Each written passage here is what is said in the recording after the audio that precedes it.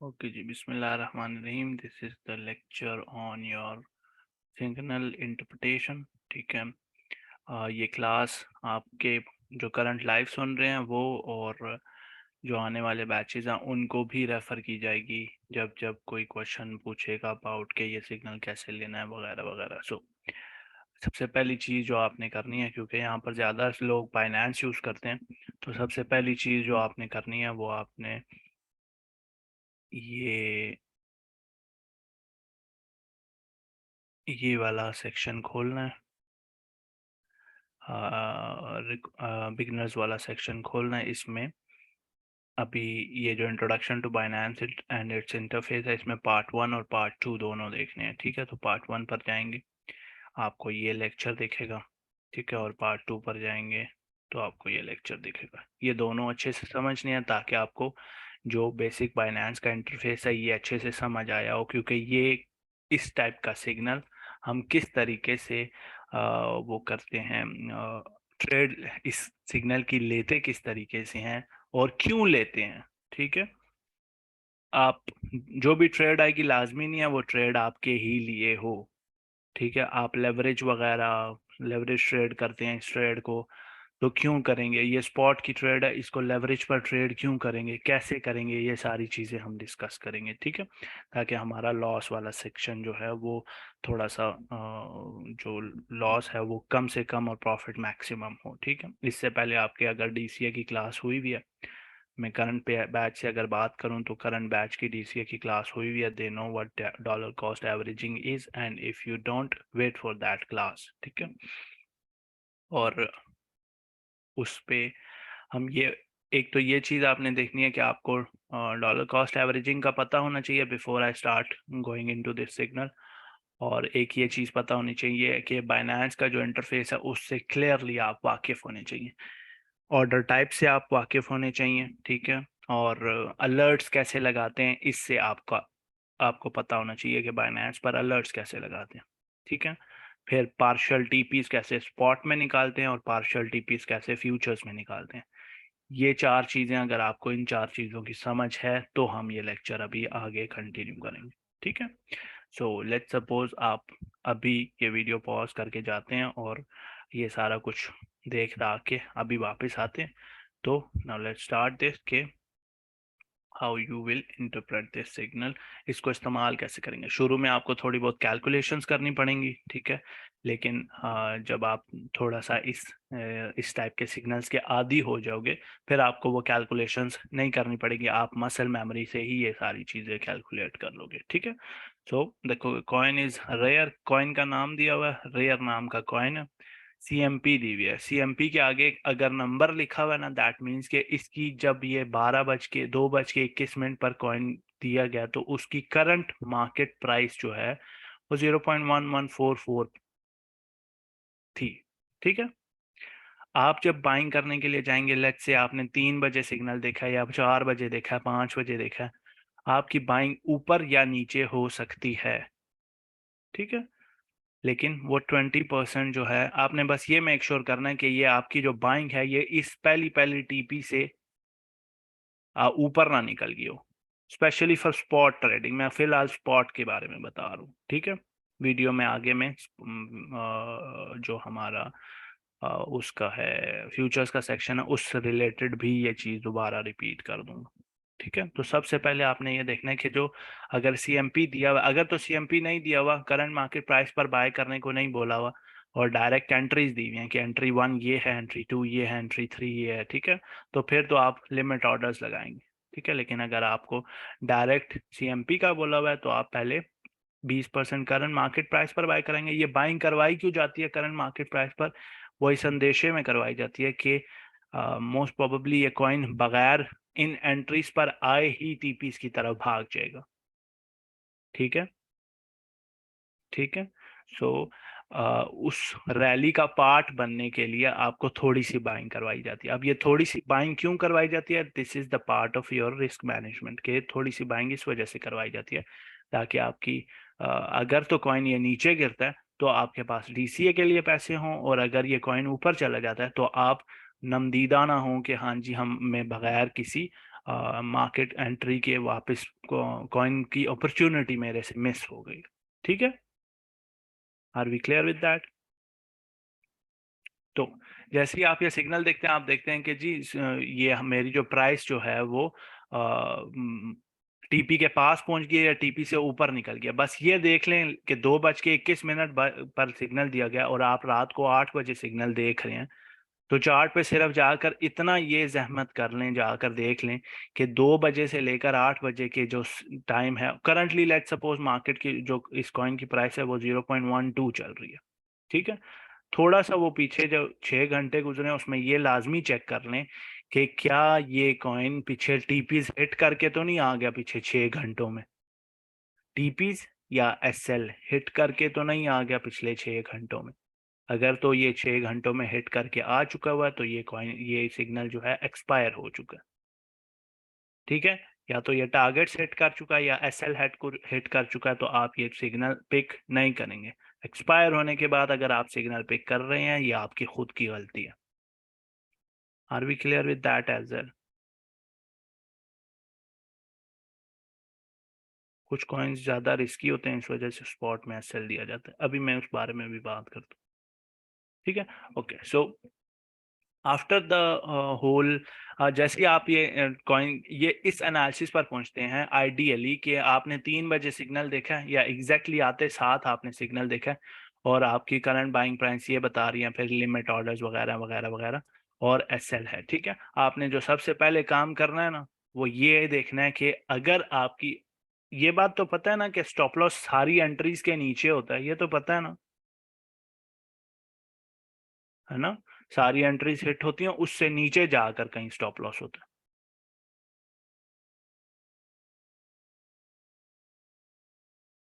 है। Okay, thank God आपको इतना तो पता है।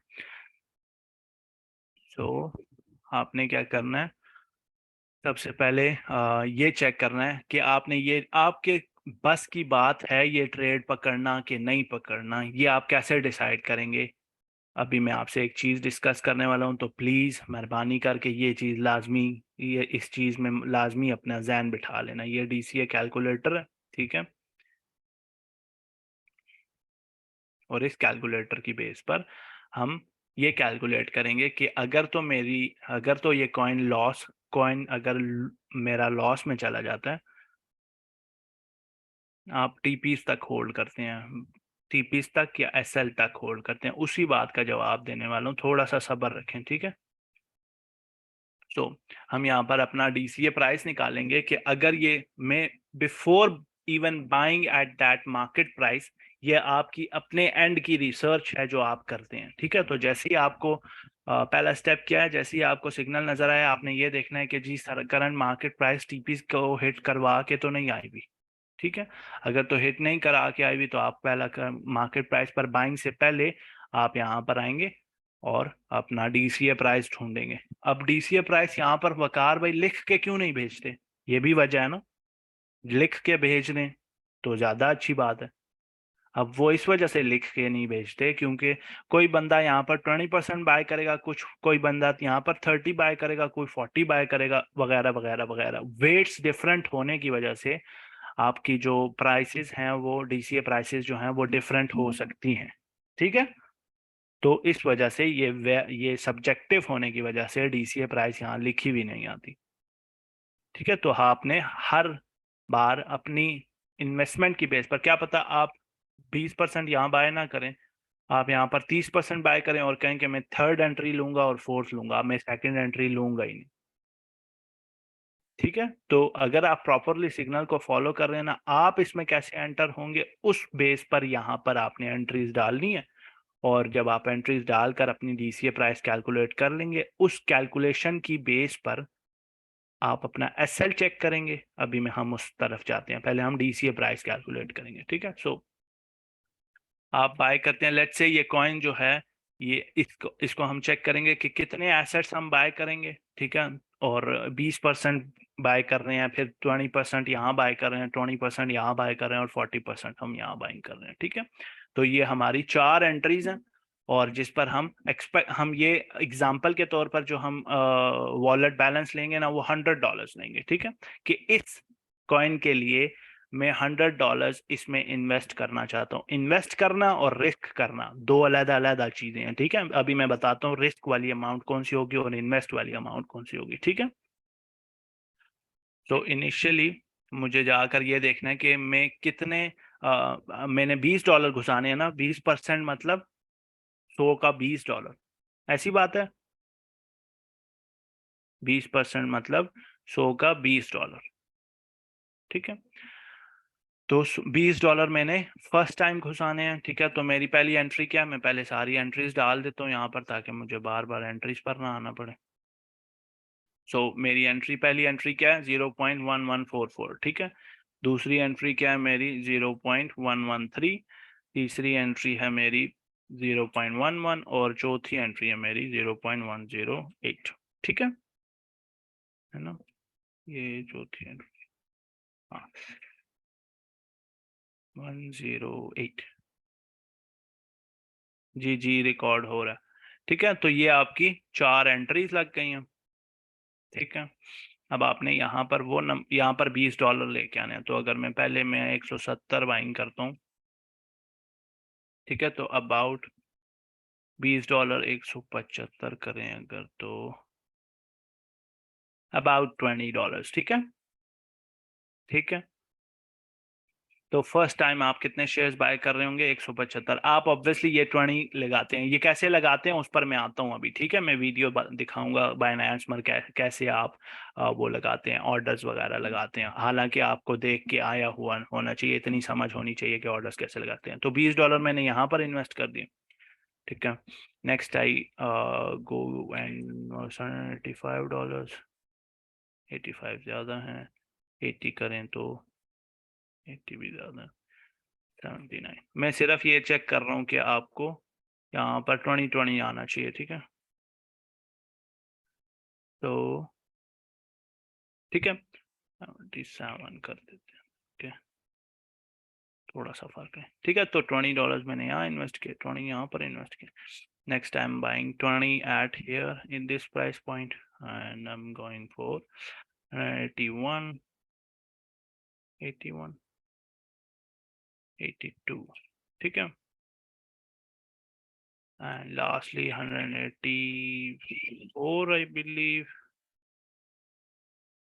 86, okay, ठीक है। सो नहीं, हमने 86 नहीं ना, हमने लास्टली 40% बाय करनी है, ठीक है। तो 186 का डबल क्या होता है 372,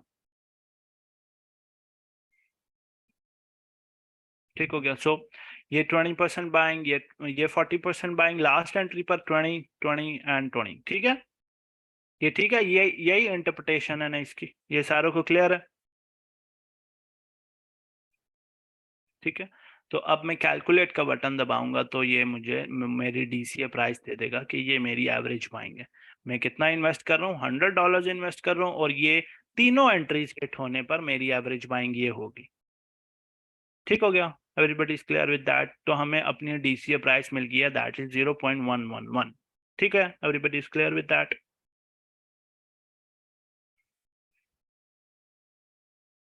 okay okay okay, got, good stuff, okay okay okay.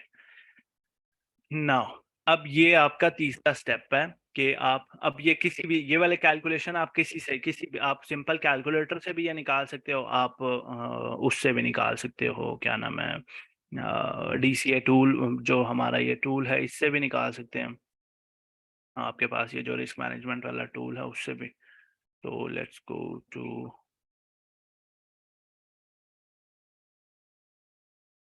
Coin पर चलते हैं ताकि हम कॉइन को ही देख सकें लाइव, ठीक है। So here we have that risk management tool, ठीक है। और हम यहाँ पर क्या कर रहे हैं, बाकी अकाउंट साइज वगैरह इस पर पूरा लेक्चर दिया हुआ है, तो आप उसको जाकर लाजमी देख लें। वो लेक्चर यहाँ पड़ा हुआ है इस टूल के ऊपर। जो लेक्चर है वो ये एडवांस रिकॉर्डिंग में ये रिस्क मैनेजमेंट वाला लेक्चर है, ये जाकर देख लें आप। आपको ये स्पॉट में और फ्यूचर्स में ये टूल हेल्प करेगा। अगर आप अगर एक स्विंग ट्रेडर हैं या डे ट्रेडर हैं तो आपको ये बहुत हेल्प करेगा। अदर देन दैट हमारी एंट्री प्राइस क्या थी 0. ये एवरेज प्राइस लिखनी है यहाँ, ठीक है, 0.111, ठीक है। और जो हमारा एसएल है वो कितना बताया हुआ है, एसएल कितना बताया हुआ है, 0.106, ठीक है। टीपी छोड़ दें फिलहाल, ये हमारा एसएल है, ठीक है। अब जब हम ये दो चीजें इनपुट कर देंगे, यहां तक सबको क्लियर है ना, हमने अभी तक क्या किया, everybody is clear with that. ये आपकी एफर्ट है जो आप डालते हैं बिफोर डिसाइडिंग कि क्या मैं ये लूंगा ट्रेड या मैं ये ट्रेड नहीं लूंगा, ठीक है। आपने यहाँ पर क्या है, एंट्री प्राइस डाली है जो अभी हमने डीसीए कैलकुलेटर से निकाली है, ठीक है, सारी वैल्यूज वगैरह इनपुट करने के बाद ये मेरी डीसीए प्राइस आ गई है, ठीक है। और ये मैंने एसएल डाल दिया, मैंने और कुछ चेंज नहीं किया, मुझे सिर्फ इन दो नंबर से मतलब है, ठीक है। बाकी कुछ भी है मुझे फिलहाल कोई मतलब नहीं है इससे। मैं अपलोड नहीं करता, साकिब करता है, वो यूके में होता है, टाइम का फर्क होता है इस वजह से, ठीक है। 106 और ये 0.11। अब जो आपने चीज देखनी है ना, दैट इज के यहाँ टूल पर आके देखें कि ये इस एरिया में क्या लिखा हुआ है। कभी कभी आपको ये नजर आ रहा होगा ऐसे करके, इस तरीके से करके देखो, लेकिन ये जो इन दोनों में से कोई सी भी चीज नजर आ रही है ना, आपने सिर्फ ये देखना है कि यहाँ पर बीच में परसेंटेज क्या लिखी हुई है, 4.5% लिखा हुआ है, ठीक है,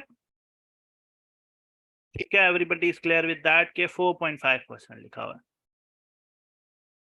अब आपकी ये सारी जितनी भी हरकत हमने की है ना, ये डीसीए कैलकुलेट करके ये आंसर निकालने की, दैट मीन्स के हम इस ट्रेड में 4.5% रिस्क कर रहे हैं। 4.5% कितना होता है $100 का, $4.5 ऑब्वियसली, ठीक है। सो हाँ, $4.5। तो अगर हम ये ट्रेड $100 से लेंगे और इस ट्रेड का एसएल हिट हो जाता है तो हमें $4.5 का लॉस होगा। Are we clear with that, ये चीज समझ आ रही है, ओके। तो हमने ये सारी कहानी करके हम ये समझ गए हैं कि जी ये जो रेयर का सिग्नल है इसमें 4.5% का लॉस है। तो अगर मैं ये ट्रेड लूंगा तो मुझे 4.5% का लॉस होगा। तो क्या मैं ये 4.5% का लॉस वो कर सकता हूँ, बेयर कर सकता हूँ कि नहीं। अब कोई बंदा कहेगा कि नहीं मैं 4.5% का लॉस बेयर नहीं कर सकता, उसके लिए ये सिग्नल नहीं है। कोई बंदा कहेगा ठीक है मैं बेयर कर लूंगा, उसके लिए ये सिग्नल है। ठीक हो गया, क्लियर है सबको, कोई परेशानी नहीं है। हाँ, वॉलेट के हिसाब से। अब आप $100 वाला जो सीन है ना वो इस वजह से रखा जाता है ताकि आपको ना थोड़ी सी राउंड फिगर जहन में आ रहा हो। तो आपने अगर $30 इसमें इन्वेस्ट कर रहे हैं, आपने इसमें 4,000 इन्वेस्ट करने हैं, हर नंबर का जितना भी आपने प्राइस डालनी है, हर नंबर का 4.5% ही आपको लॉस होगा, हर नंबर का। अगर आप इसमें $1,000 डालेंगे तो $45 का लॉस होगा अगर स्टॉप लॉस हिट होता है तो, ठीक है।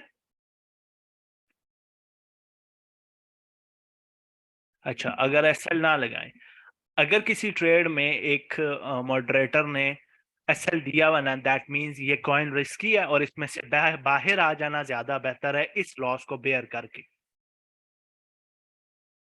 ठीक है। और अगर आप एसएल नहीं लगाते फिर आप उसको इस लॉस से नीचे ट्रेड कर रहे हैं ना, दैट मींस कि आप एक ज्यादा बड़ा गैम्बल कर रहे हैं इस ट्रेड को, ठीक है। तो सबसे पहली चीज जो आपने रिस्क मैनेजमेंट में इसमें कैलकुलेट करनी होती है ना, सिग्नल लेने से पहले, अभी तक आपने सिर्फ सिग्नल देखा है, आपने ये कैलकुलेट किया 4.5%। प्रॉफिट पे आते हैं ना, प्रॉफिट पे आते हैं। तो आप सबसे पहले ये जो प्रायोरिटी होती है ना यहाँ पर वो ये होती है कि आप लॉस बेयर कर सकते हैं कि नहीं। अगर आप लॉस बेयर कर सकते हैं, अभी मैं आपको एक ऐसी बात बोलूंगा, मेंटालिटी आपकी चेंज होनी चाहिए उससे, ठीक है। दैट इज कि अगर आप ये लॉस बेयर कर सकते हैं, ठीक है, तो और वो कॉइन जो है, अब मैं इस कॉइन की एंट्रीज लगाऊंगा यहाँ पर, ठीक है। पहली एंट्री क्या थी जी, 0.1144, दूसरी एंट्री है जी 0.113, तीसरी एंट्री है जी 0.110 एंड चौथी एंट्री है जी 0.108, 0.108। ठीक है, ये चार एंट्रीज हिट होने के बाद कॉइन जो है वो अगर यूं मूव कर रहा है, तो एक एंट्री दो एंट्री हिट हो रही हैं, तो मेहरबानी करें इस प्राइस पॉइंट पर जब आपने कॉइन को में बाइंग लगा दिया ना, आफ्टर होल प्रोसेस के आपको 4.5% का लॉस होगा। ठीक है, ये मैं टीपी चेंज करूं ना तो लॉस से पर कोई फर्क नहीं पड़ता। ठीक है।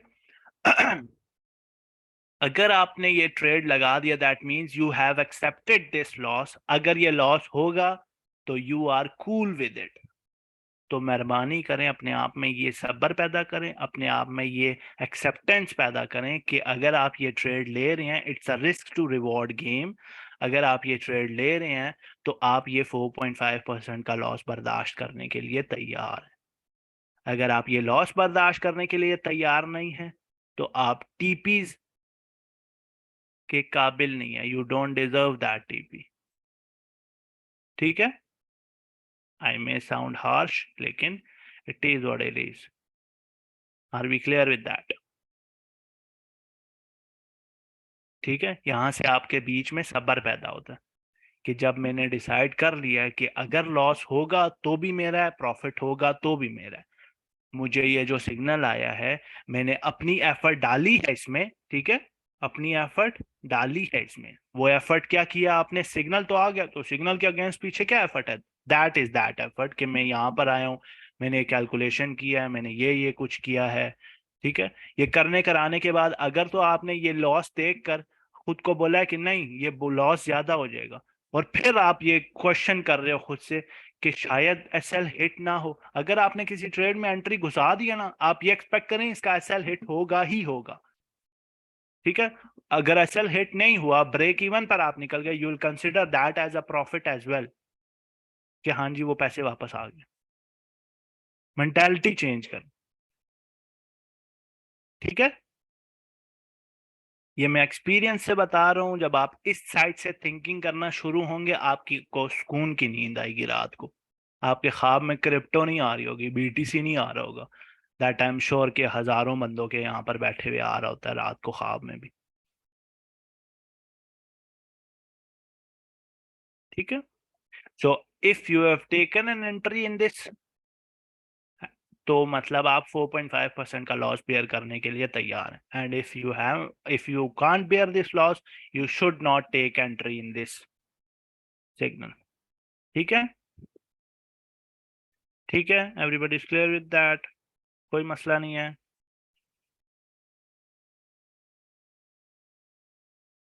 Okay, good stuff.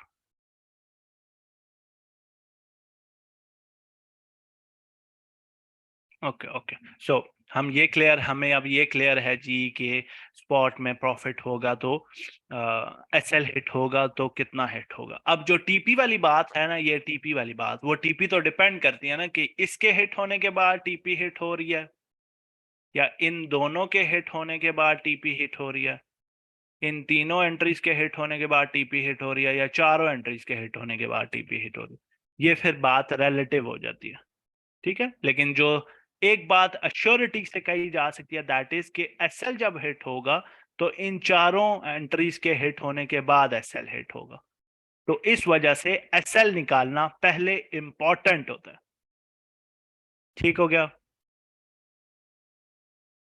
ये भी क्लियर है? टीपी वाली बात रिलेटिव है। ठीक है, तो लेट्स सपोज आप चार एंट्रीज का टीपी निकालना चाहते हैं, दो एंट्रीज का निकालना चाहते हैं, एक एंट्री का निकालना चाहते हैं। एक एंट्री से तो बेसिकली यही है ना कि आप 0.114 रखें यहाँ पे। अब रिस्क वाली बात हम क्लियर कर चुके हैं, अब मैं एंट्रीज चेंज करूंगा। ठीक है, 0.114 रखें यहाँ पर, और टीपी यहाँ डाल दें। टीपी पहली टीपी पर आपको कितना होगा प्रॉफिट, वो देख लें कि 2.63% का प्रॉफिट होगा। ठीक है, $20 डालने पर, क्योंकि पहली एंट्री सिर्फ हिट हो रही है ना, ये तो पता है ना। $20 का 2.23% का, 2.63 का प्रॉफिट। ठीक है। और दूसरी एंट्री पर, ये दूसरी एंट्री जब आपकी हिट, अगर ये दोनों एंट्रीज हिट हो रही है, फिर आप पहले डीसीए करेंगे। तीनों एंट्रीज हिट हो रही हैं तो 3 कॉइन्स का डीसीए निकालेंगे, कितनी बनती है। चारों की करेंगे तो 4 कॉइन्स का निकालेंगे विद दिस 20 20 40 या 20 30 30 10, इस तरह वट एवर जो भी आपने अपने लिए वो रखी हुई है, रिस्क मैनेजमेंट की कहानी रखी हुई है।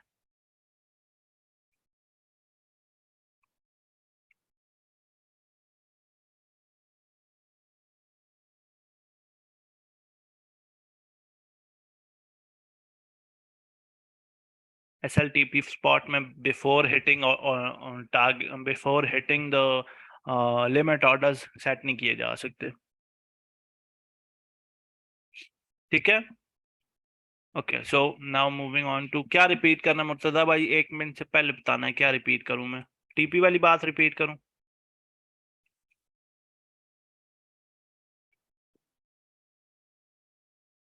टीपी वाली बात में अगर आपका क्योंकि आप ये देखेंगे ना कि आपकी आपने ऑर्डर सारे लगा दिए हैं, अगर आप एक्सेप्ट करते हैं जी 4% का लॉस मुझे होता है तो होता रहे, कोई मसला नहीं है, ठीक है। अगर आप 4.5% का लॉस बेयर करने के लिए तैयार हैं, तो आप ये देखें कि अगर आपका कॉइन जो है वो यूं 2 एंट्रीज हिट किए और अब ऊपर जा रहा है, अब ये रिलेटिव होगी ना बात कि आपने, आपका 2 एंट्रीज हिट हो रही हैं, 3 हिट हो रही हैं, या 4 एंट्रीज हिट हो रही हैं, या 2 एंट्रीज हिट हो रही हैं, या एक ही हिट हुई हुई है, उस एंट्री की बेस पर आपकी टीपी निकलेगी।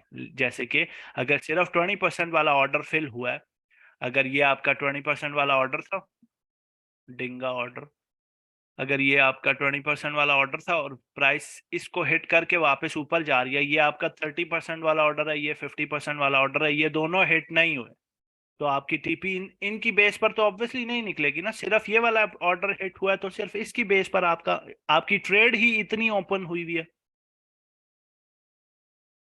ठीक है।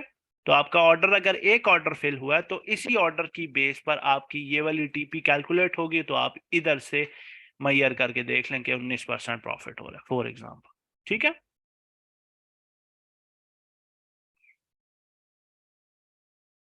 आपका टीपी और एसएल स्पॉट में कैसे लगाए जाते हैं ये मैं बार बार बता रहा हूँ, ये यहाँ पर जाकर पार्शियली सेलिंग कैसे करते हैं, ये स्पॉट वाले में, इसमें मैंने तफसील से ये बात बताई हुई है पार्ट 1 में, ठीक है। स्पॉट में भी और फ्यूचर्स में भी, ठीक है। अच्छा, now let's get back to what I had something in mind, में कुछ बताने वाला था। हाँ, so now let's come back to what I have prepared के जी, आप ये ऑर्डर्स अब लगाएंगे कैसे, ठीक है। अब ये, अब छोटी सी वीडियो है, ये देख लें। अब ये एक वॉलेट है जिसमें रेयर का कॉइन है और ये 20% मार्केट बाइंग हो रही है, ठीक है। ये मार्केट ऑर्डर पर आया, ठीक है। लिमिट ऑर्डर पे पहले था, ठीक है, ओरिजिनली लिमिट ऑर्डर्स पे। अच्छा, ये मार्केट ऑर्डर बाय हो चुका है, एक ये देखो ये, अच्छा ये रिकॉर्डिंग स्टार्ट ही तब हुई है जब ये मार्केट ऑर्डर पहले बाय हो चुका है। तो $777 पड़े हुए हैं वॉलेट में, ठीक है, और $20 यहाँ लिखकर मार्केट प्राइस पर बाय किया, ये जो करंटली मार्केट प्राइस देखो 0.1135 पर है, ठीक है।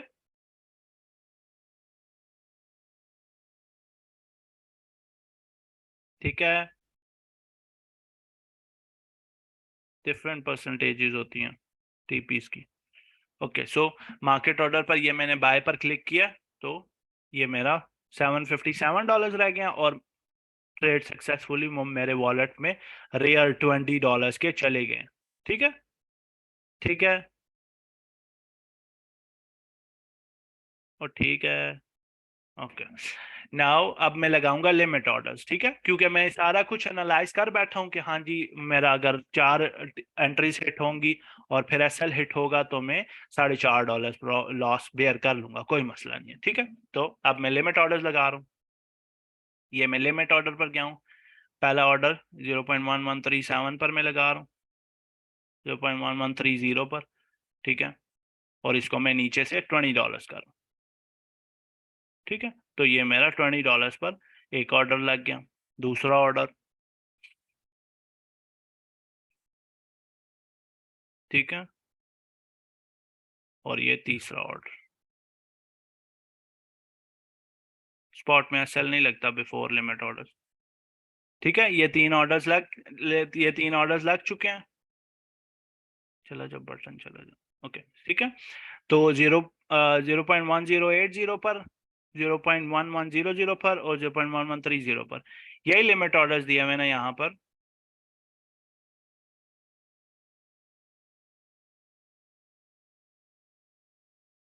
ठीक है, तो ये मैंने ऑर्डर्स यहाँ लगाकर छोड़ दिए। अब ये ऑर्डर जो है, ये जब जब भी कॉइन नीचे आएगा तो ये मेरे ऑर्डर्स फिल हो जाएंगे।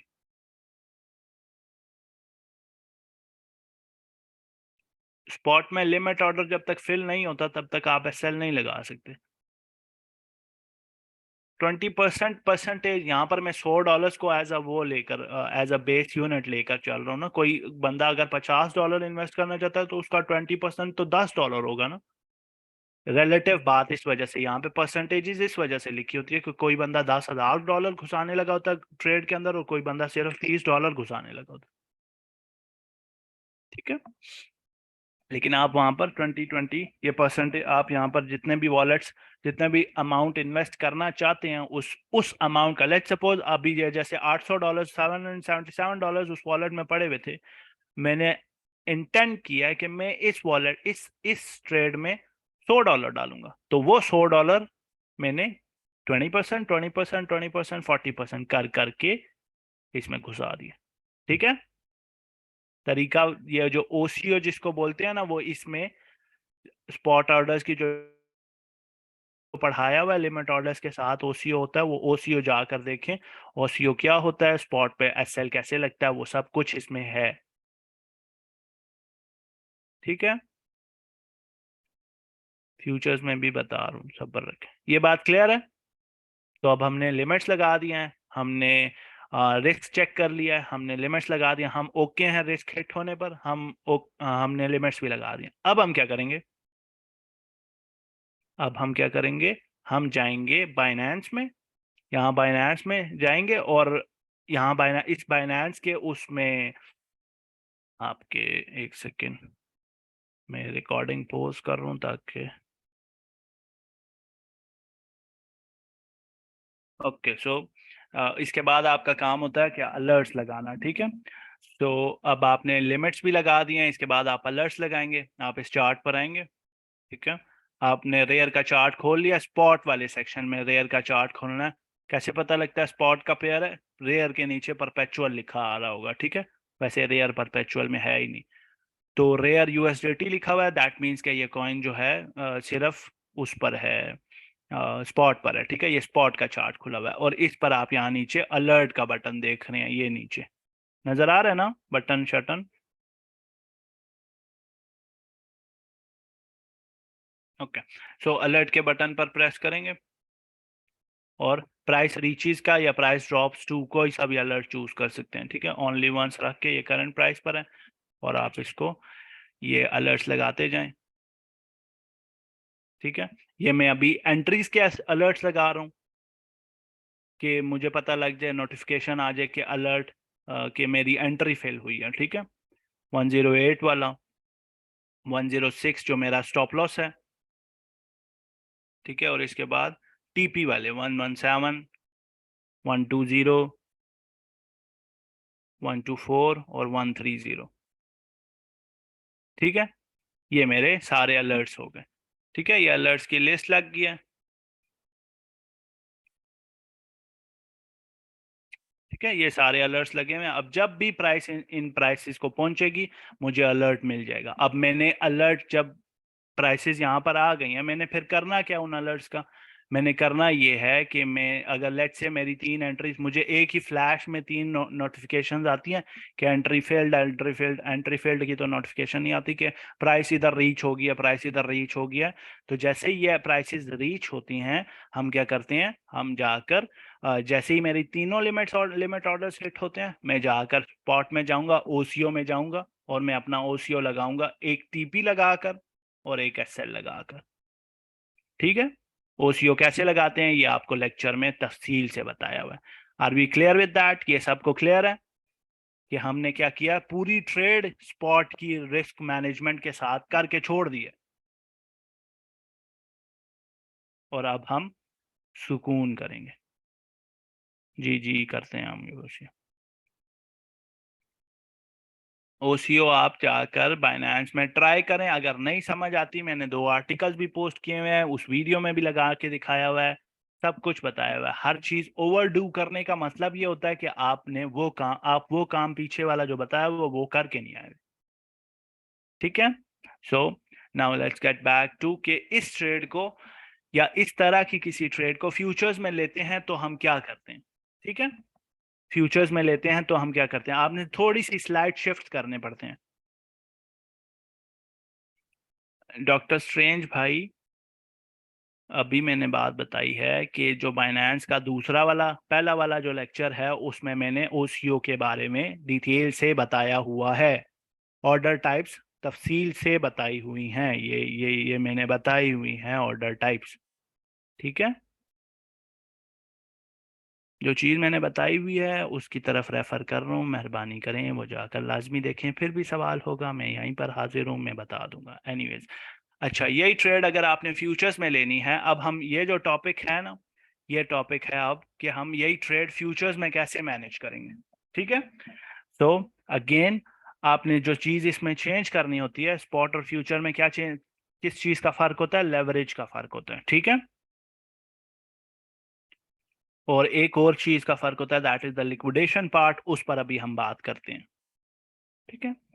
सो आप अगेन इस प्राइस पॉइंट पर आओगे। लेट्स सपोज मैं लेवरेज ले रहा हूँ, मैं इस coin- इस ट्रेड में $100 डालना चाह रहा हूँ। ठीक है। Focus on the lecture. मैं इस ट्रेड में $100 डालना चाह रहा हूँ और मैं लेवरेज जो ले रहा हूँ, मैं पर्सनली इस ट्रेड में 10x का लेवरेज ले रहा हूँ। ठीक है।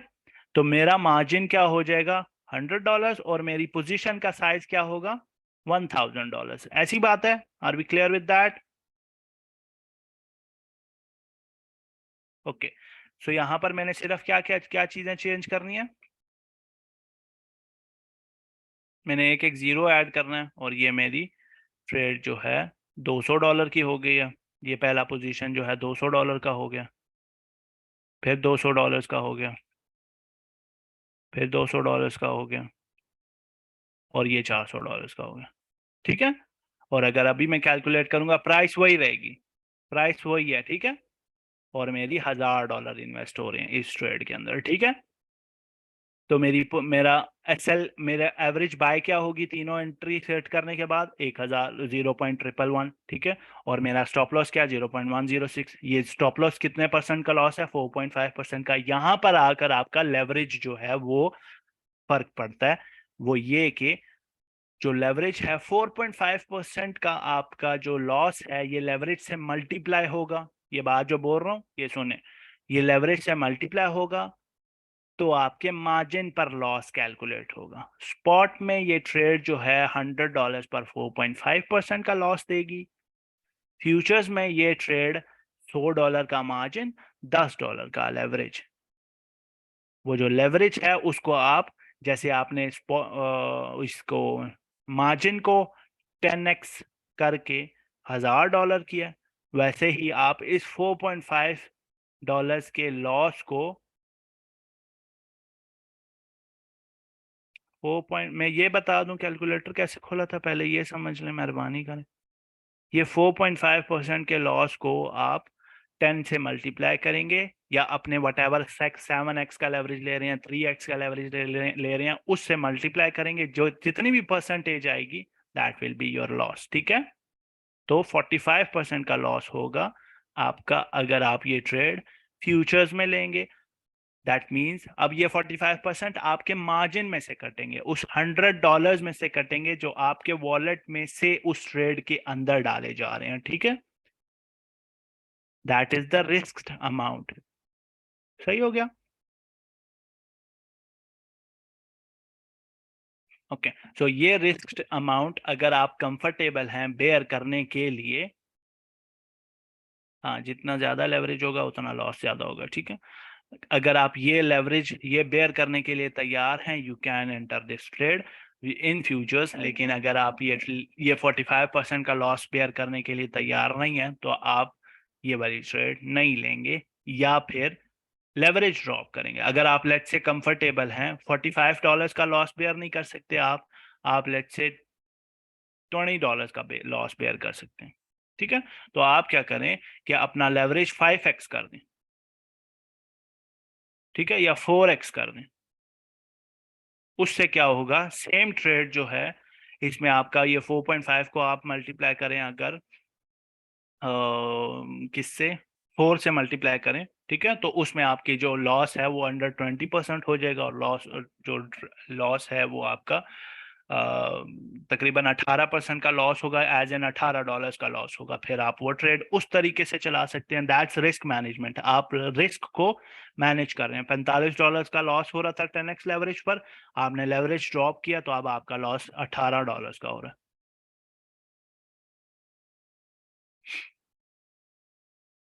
ठीक है, और फ्यूचर्स में ऑर्डर्स वगैरह कैसे लगाते हैं उसका ये पार्ट 2 डिस्कस हुआ हुआ है। इसमें हर टाइप का ऑर्डर डिस्कस हुआ हुआ है, be it trailing stop order या stop limit order, whatever it is, मैंने यहाँ पर डिस्कस किया हुआ है।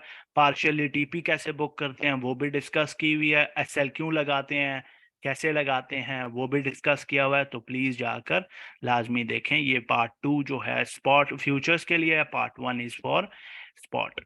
ठीक है जी, आपके 18% जो है वो आपके $100 में से, आपके मार्जिन में से जाएंगे, ना कि पोजीशन साइज का जो $1000 है उसमें से। $1000 में से जाने होते तो फिर तो $1.8 जाते ना। ठीक है, तो आपके $18, तो ज्यादा रिस्क है, ज्यादा रिवॉर्ड भी है फिर दूसरी तरफ। ठीक है, are we clear with that? सबकी ये बात क्लियर है? तो this was the whole lecture on same case. आप अलर्ट फ्यूचर्स में भी लगाएंगे, ठीक है, लेकिन फ्यूचर्स वाले चार्ट पर अलर्ट नहीं लगते। अलर्ट्स जो हैं बाइनेंस में स्पॉट वाले चार्ट पर ही लगते हैं, लेकिन अलर्ट्स आप सेम सेम उसी जगह पर, अगर आप फ्यूचर्स की ट्रेड ले रहे हैं तो आप स्पॉट वाले चार्ट पर जाकर, ऑब्वियसली थोड़ी सी वैल्यूज ऊपर नीचे होंगी, लेकिन आप अलर्ट स्पॉट वाले चार्ट पर जाकर लगाएंगे। And with that said, this is the end of the tutorial lecture on how to interpret your signals and how do you manage your trades like a pro. ठीक है, in these two sections of that this lecture मैंने ये बात आपसे तफसील से discuss की है। अभी मैं Q&A पर आता हूँ कि अगर आपने एक ट्रेड ली है तो आप उस ट्रेड को मैनेज किस तरीके से करेंगे। अगर आपने ट्रेड ली है तो आपने ये बात, इस पर एक रेफरेंडम साइन कर दिया, एक एक कॉन्ट्रैक्ट साइन कर दिया कि अगर इसका लॉस होगा, जो कि हो चुका है बिफोर एंटरिंग द ट्रेड, ठीक है, तो वो लॉस मैं बेयर कर लूंगा।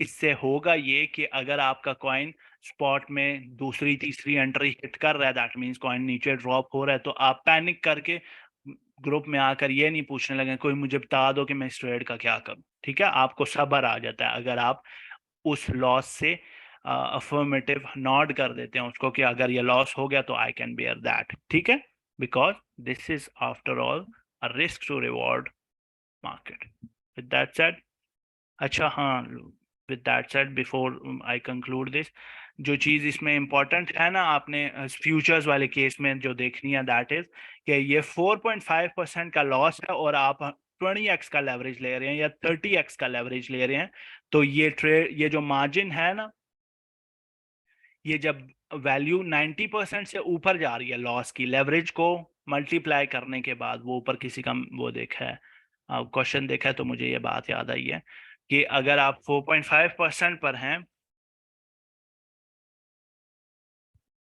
4.5% आपका लॉस है, ठीक है, और आप लेवरेज 30x का ले रहे हैं, तो 135% का लॉस नहीं हो सकता आपको। ठीक है, इससे पहले आपकी ट्रेड लिक्विडेट हो चुकी होगी, तो 90% आपने टॉप का, अपने लॉस का, फ्यूचर्स में 90% का जो लॉस है उसकी लोअर लिमिट रखनी है कि इससे नीचे आपकी ट्रेड लिक्विडेट हो जाती है। ठीक है, तकरीबन 96-97% तक वो ट्रेड जो है वो लिक्विडेट हो जाती है।